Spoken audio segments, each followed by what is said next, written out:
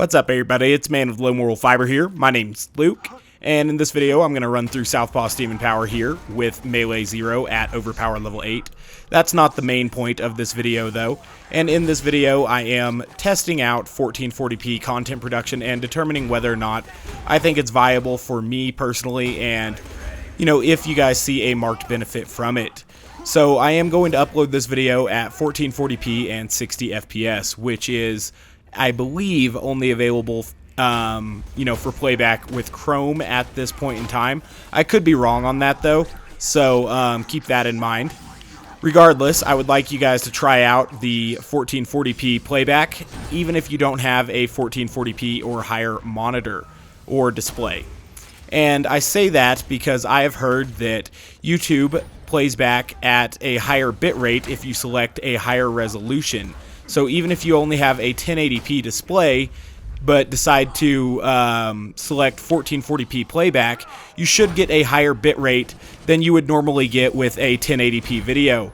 And it's because of that that some people actually take their 1080p content and upscale it using, Premiere, Vegas, whatever their video editing program of choice is, and they upscale it to 1440p or 4K so that people with 1080p displays can choose the 4K or 1440p resolution in order to get a higher bitrate, which obviously, makes everything look a little bit better. So I know that probably a very few of my viewers do have Quad HD or Ultra HD displays. It's not the most common thing to have. The reason I am planning to upgrade to 1440p production is because I have recently got 3 1440p monitors. They finally came out with some 1440p monitors with a high refresh rate. I'm a high refresh rate addict. It's something that's very important to me.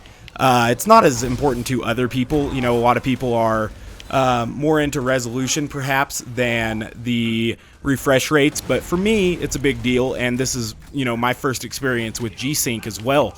So far I'm liking it. I did a little bit of playing around and stuff. I was trying to see if I was slagged there. Turns out I wasn't.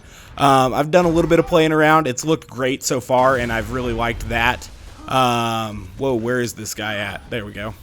But yeah, I want to know if it's worth it to produce content at 1440p for YouTube. Obviously, it's going to take longer to upload. It's going to take longer to render. I don't know. It'll be interesting to see. So that's what I want your guys' feedback on. Otherwise, I do hope you're enjoying the stroll through Southpaw Steam and Power. Southpaw Steam and Power is definitely one of my favorite maps in the game. It's an absolute treat to play through. Apparently, I'm out of Chain Lightning, so we'll open up all of these boxes here, and then we'll continue into Assassin Wreath's room, and that'll be good. Obviously, with Melee 0, he's not that big of a problem, but you always want to watch out for his potential fire dot. He is, very potentially dangerous. Alright.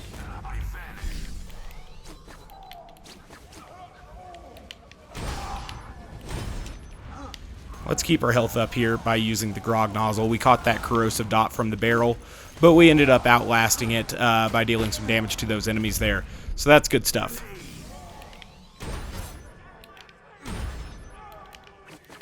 Definitely happy that Kunai is back. We should definitely make sure that my hotfix is active here, huh? Yeah, we got that 80%, so we good. I hope they eventually make that a permanent patch. I don't like to have to remember to check for it to make sure it's active. I thought it was active here. I was feeling the benefit from it, and I, was fairly certain that it was, but I wasn't entirely positive without checking, I guess. Like I said, hopefully they eventually make that a permanent patch. I tried to walk over something there, and there was some sort of ghost body or something on the ground there that really messed me up, but oh well. We're taking these enemies out. Looks like there's an ironclad coming at us as well right now. We'll slag him up and, let that exploder deal with himself, and then we'll get these other two. Cool. Guess there is one asshole on the other side of that fence right there that I never took out at the start. That's one of the benefits of taking them out at the start, but we can always get them at the end, too. I would like to find this guy and, you know, kill him without deception if possible. That way I can have deception for Assassin Wreath and stuff. But we'll kill him like this. Why not? Okay. Hopefully deception cools down in time for Assassin Wreath and his bodyguard. It looks like it did. So that's good stuff. Got them both slagged. Go for a mini must fall chain here. Should get it. Good stuff. Alright.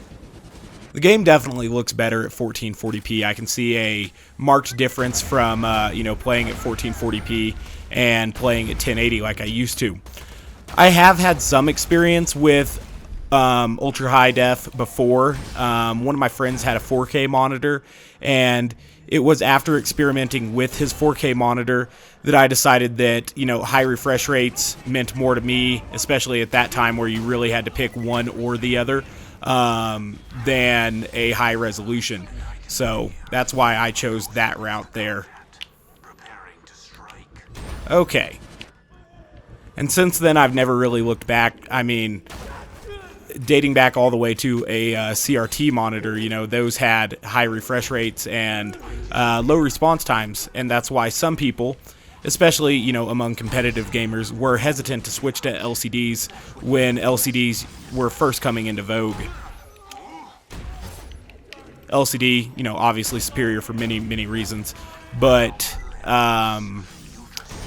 for me, personally, it was hard to leave the good refresh rates that I was used to and everything.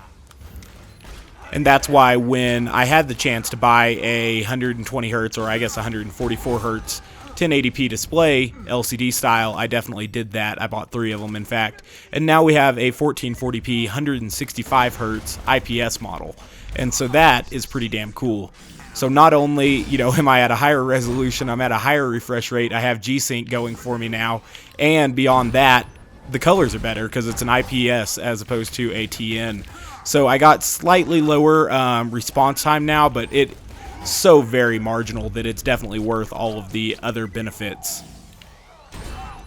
Theoretically, if you wanted the ultra low response time, you could go with the TN version of this, the Asus Swift, ROG Swift is what it's called. I think this one's like PG29, I forget exactly what it is, 279, something along those lines. Basically, it's the 1440p IPS G-Sync monitor, you know. They do make one in ultra wide as well, but it doesn't go up to quite as high of refresh rate. That one was very tempting for me, but I decided to go with 3 of the, you know, 16:9 aspect ratio. It's what I'm used to. It's what a lot of things are made for, so I figured it'd be appropriate. Alright, so let's kill this dude before, yeah, he kills us. And yeah, so the run here is complete. I know it wasn't something super new in this video as far as the actual gameplay went or anything, but I did want to know and get a test out there for me and you guys to review as to whether or not the 1440p content is truly worth the hassle. So we're getting, you know, close to the end here. We got a couple more enemies. Be embarrassing to die at this point, that's for certain. So we'll try not to do that. Okay. Looks like we got everything killed, so Southpaw has once again been defeated by Zero.